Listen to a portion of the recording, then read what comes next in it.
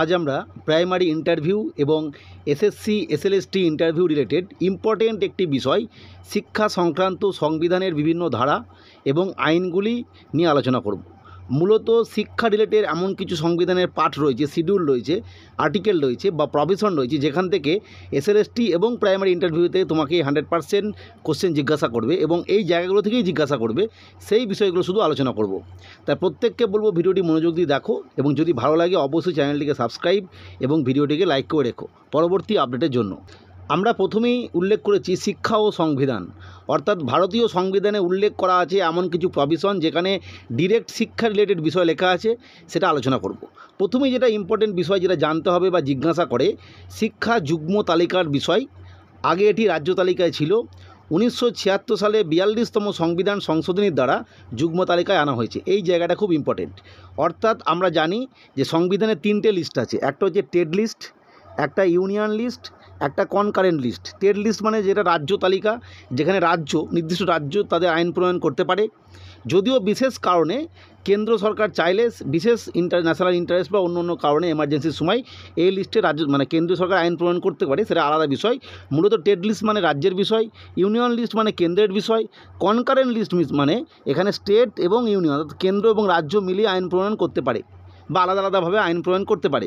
অর্থাৎ সেই concurrent list বা যুগ্ম তালিকার বিষয় হলো শিক্ষা। প্রশ্ন আসে কোন তালিকায়? Concurrent list. তাই মনে রাখতে হবে এটা আগে টেট লিস্টে ছিল, শিক্ষা আগে টেট লিস্টে ছিল। এটাকে পরিবর্তন করা হয়েছে কবে না 1976 সালে 42তম সংবিধান সংশোধনীর দ্বারা। এই জায়গাটা খুব ইম্পর্টেন্ট, এটা দেখে নেবে। 2 নম্বর যেটা ইম্পর্টেন্ট আর্টিকেল সেটা হচ্ছে ধারা 21 এ, অর্থাৎ 21 নম্বর যে আর্টিকেল তার ক্লজ এতে 21 এতে যেটা লেখা আছে সেটা হচ্ছে শিক্ষা বর্তমানে মৌলিক অধিকার। অর্থাৎ এই শিক্ষা থেকে কাউকে বঞ্চিত করা যাবে না। কাদেরকে বঞ্চিত করা যাবে না? না 6 থেকে 14 বছর বয়সী বাচ্চাদের বিনামূল্যে বাধ্যতামূলক শিক্ষা দিতে হবে এবং এটা লেখা আছে 21 এ আর্টিকেলে। এটা যোগ করা হয়েছে এই বিষয়টা আর্টিকেলটা 2002 সালে 86তম সংবিধান সংশোধন দ্বারা। এটা ইম্পর্টেন্ট, এটা মনে রাখবে।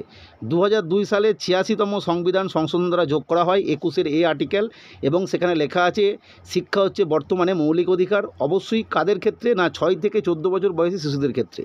এবং এর জন্যই যেটা আসে সেটা পরবর্তী খাতে যে তৎকালীন যে গভর্নমেন্ট ছিল কেন্দ্রীয় সরকার, তারা আরটি অ্যাক্ট 2009 নিয়ে আসে এবং যেটা চালু হয় সারা ভারতে অ্যাক্ট হিসাবে, সেটা যে 1 এপ্রিল 2010। এই ডেটগুলো খুব ইম্পর্টেন্ট, দেখে রাখবে। নেক্সট ইম্পর্টেন্ট যেটা ধারা 45। এই ধারা 45 এটা কিন্তু মৌলিক অধিকার নয়, এটা নির্দেশমূলক নীতি।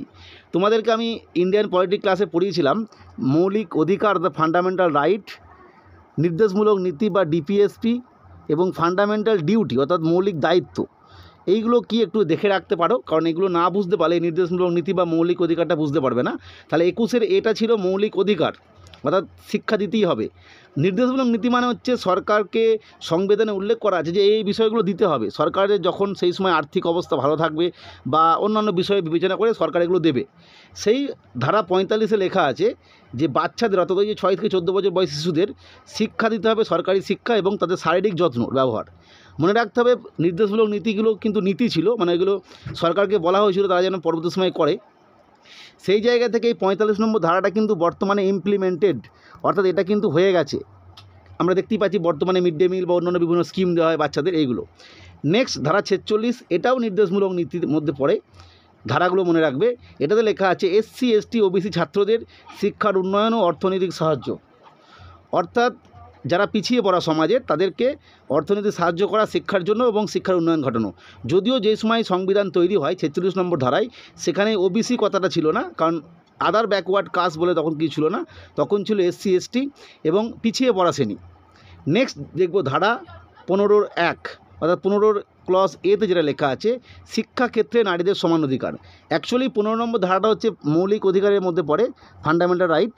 এবার এইখানে অনেক কিছু আছে, এখানে মূলত আছে সবার সমান অধিকার, যে কোনো জায়গায়, কোনো অফিসে, কোনো হোটেলে, কোনো বিশেষ নারী পুরুষ ধর্ম বর্ণ জাতি ভেদে কাউকে কোথায় আটকানো যাবে না যে এখানে এই সমস্ত মানুষরাই প্রবেশ করতে পারবে, এই বর্ণের মানুষরা প্রবেশ করতে পারবে, এরকম নয়।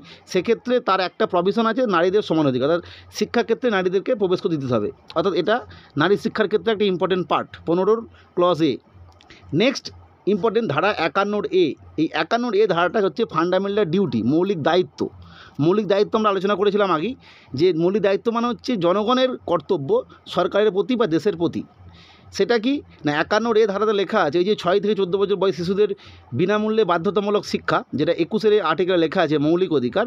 তাহলে বাবা মায়েরও কর্তব্য বা অভিভাবকদের কর্তব্য সেই 6 থেকে 14 বছর শিশুদের বিদ্যালয়ে ভর্তি করা, সেটা যে বাবা মায়ের মৌলিক দায়িত্ব।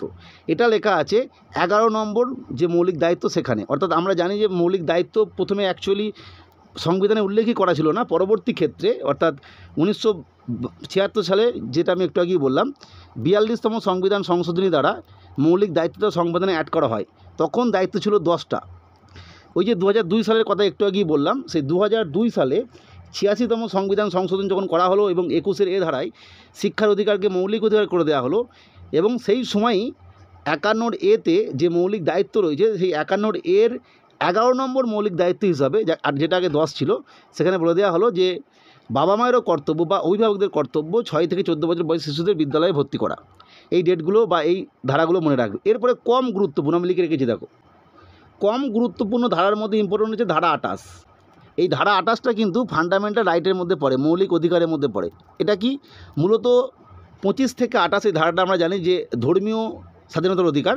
সেখানে 28 নম্বর ধারাটা ধর্মীয় শিক্ষা অধিকার। সেখানে কী লেখা আছে না, প্রথমে 3টে পয়েন্ট আছে এখানে, যেখানে বলা হয়েছে যে সম্পূর্ণভাবে যেগুলো সরকারি শিক্ষা প্রতিষ্ঠান সেখানে ধর্মীয় শিক্ষা দেওয়া যাবে না। যেগুলো সরকারি সাহায্যপ্রাপ্ত সে সমস্ত শিক্ষা প্রতিষ্ঠানে যদি শিক্ষার্থীরা প্রাপ্তবয়স্ক হয় তাহলে শিক্ষার্থীদের অনুমতি নিয়ে, বা যদি শিক্ষার্থীরা অপ্রাপ্তবয়স্ক হয় সেক্ষেত্রে অভিভাবকদের অনুমতি নিয়ে ধর্মীয় শিক্ষা দেওয়া যেতে পারে। 3 নম্বর যেটা বলা আছে, ধর্মীয় ট্রাস্ট বা এই ধরনের কোনো ধর্মীয় সংস্থা দ্বারা তৈরি শিক্ষা প্রতিষ্ঠানে ধর্মীয় শিক্ষা দেওয়া যেতে পারে। এটা যে 28 নম্বর ধারায় লেখা আছে। পরবর্তী ক্ষেত্রে ইম্পর্টেন্ট আর্টিকেল হচ্ছে ধারা 29। ধারা 29 মানে বুঝতেই পারছি এটাও ফান্ডামেন্টাল রাইটের মধ্যে পড়ছে। 29 নম্বর ধারাটা লেখা আছে যে সংখ্যালঘু সম্প্রদায়ের লিপি, বর্ণ ও সংস্কৃতি সংরক্ষণ। অর্থাৎ সংখ্যালঘু বলতে এখানে কিন্তু রিলিজিয়াস সংখ্যালঘু এরকমটা নয়, যারা ধর্মীয় দিক থেকে সংখ্যালঘু, যারা ভাষার দিক থেকে সংখ্যালঘু, যারা লিপির দিক থেকে সংখ্যালঘু, যে কেউ হতে পারে। অর্থাৎ যাদের রিলিজিয়াস সংখ্যালঘু এটা নয়, ধারা 29 এবং 30 এটা ভালো করে বুঝবে। এটা হচ্ছে রিলিজিয়াস হতে পারে, লিঙ্গুইস্টিক হতে পারে, অন্যান্য দিক থেকে হতে পারে, বর্ণের দিক থেকে হতে পারে। তাদের যে লিপি আছে, বর্ণ আছে বা সংস্কৃতি আছে সেটা তারা সংরক্ষণ করতে পারবে। এইটা লেখার উদ্দেশ্য হচ্ছে এটা না বুঝলে 30 নম্বর ধারাটা বুঝতে পারবে না। এবং 30 নম্বর ধারায় লেখা আছে, 30 নম্বরটাও ফান্ডামেন্টাল রাইট, মৌলিক অধিকার। এবং এই সমস্ত সংখ্যালঘু সম্প্রদায়, আবারও বলছি এইখানে সংখ্যালঘু সম্প্রদায় বলতে 29-30 শুধুমাত্র রিলিজিয়াস মানে ধর্মীয় সংখ্যালঘু নয়, ধর্মীয় হতে পারে, ভাষাগত হতে পারে, বা তাদের লিঙ্গুইস্টিক বর্ণগত হতে পারে। তাদের যে লিপি আছে, বর্ণ আছে বা হরফ আছে সেগুলো সংরক্ষণ করার জন্য তারা কিন্তু বিভিন্ন শিক্ষা প্রতিষ্ঠান তৈরি করতে পারে, সেটা ধারা 30-এ লেখা আছে। এবং ইম্পর্টেন্ট আরেকটা হচ্ছে ধারা 351, সেটা হচ্ছে কেন্দ্রীয় সরকার হিন্দি ভাষার প্রসার এবং বিস্তারে মনোযোগী হবে। অর্থাৎ কেন্দ্রীয় সরকারের উদ্দেশ্য হচ্ছে যে হিন্দি ভাষার প্রসার করা এবং সম্প্রসারণ করা। এই প্রসঙ্গে বলে রাখা ভালো, বর্তমানে ভারতের যে অ্যাকচুয়ালি ভাষা কোনটা সেটা কিন্তু সংবিধানে সঠিক করে কোথাও উল্লেখ করা নেই। কারণ তোমরা জানো যে 342 থেকে 351 পর্যন্ত যে ল্যাঙ্গুয়েজের পার্টটা রয়েছে সেখানে কিন্তু বিভিন্নভাবে লেখা আছে যে বিভিন্ন রাজ্যের বিভিন্ন ভাষা হবে, একই রাজ্যে 2-3টে ভাষা হতে পারে, কোর্টের কীরকম ভাষা হবে, ইউনিয়ন যে পার্লামেন্ট তার কী ভাষা হবে, এই সমস্ত বিষয়। এবং আরেকটা বিষয়, ল্যাঙ্গুয়েজ কমিশন যেটা প্রথমে তৈরি হয়েছিল 67 সালে, সেই সময় দেখবে ইংরাজি ভাষা, বর্তমানে আমরা জানি যে আমাদের যে 22টি ভাষা রয়েছে সংবিধানে উল্লেখ করা, সেই ভাষার মধ্যে ইংলিশ নেই, অথচ ইংলিশ ভাষারও প্রসার করার কথা ওই ল্যাঙ্গুয়েজ কমিশনে বলা হয়েছিল। যাই হোক, এইগুলো হয়তো পরীক্ষায় আসবে না, মূলত 351 ধারাটা মনে রাখবে, কারণ এটা হচ্ছে কেন্দ্রীয় সরকারের কর্তব্য হিন্দি ভাষার প্রসার এবং সম্প্রসারণ ঘটানো। ফলে আজকে আমরা টোটাল যে শিক্ষা সংক্রান্ত সংবিধানের যে প্রভিশন সেগুলো আলোচনা করলাম। এছাড়াও 2-1টা প্রভিশনে শিক্ষা রিলেটেড বিষয় উল্লেখ করা আছে, কিন্তু সেগুলো গুরুত্বপূর্ণ নয়, বা সেগুলো আলোচনা করলে দেখবে এর মধ্যেই এসে যাবে, ফলে সেগুলো উল্লেখ করিনি। কিছু কিছু জায়গায় কারিগরি শিক্ষা, বৃত্তিমূলক শিক্ষা এগুলো কথা উল্লেখ করা হয়েছে, ডিপিএসপিতে আছে, যেগুলোকে ফলে মানে সেগুলো অর্থনৈতিক ব্যাপারটা গুরুত্বপূর্ণ, অর্থাৎ তাদের আর্থসামাজিক উন্নতির জন্য মানে অর্থনৈতিক উন্নতির জন্য বিভিন্ন কারিগরি শিক্ষার দিকে জোর দিতে হবে, এসব বিষয় উল্লেখ করা হয়েছে। যাই হোক, সেগুলো ইম্পর্টেন্ট নয়, মূলত এই কটাই ইম্পর্টেন্ট, এ কটাই আলোচনা করলাম। ভিডিওটি দেখার জন্য প্রত্যেককে অসংখ্য ধন্যবাদ।